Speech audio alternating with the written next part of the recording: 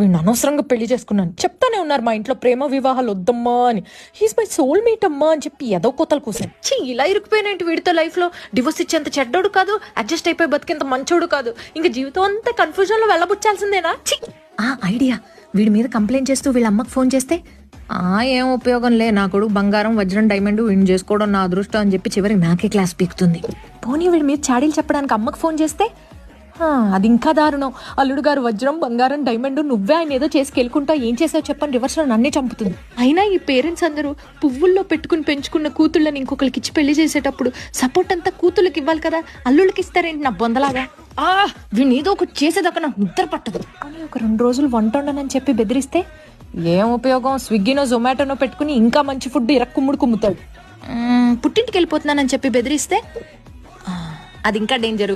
పెళ్ళం పుట్టింటికి వెళ్ళిపోయింది అని చెప్పి ఫ్రెండ్స్ అందరిని పిలిచి పార్టీ ఇచ్చి బీర్లు సెలయర్లే పొంగిస్తాడు.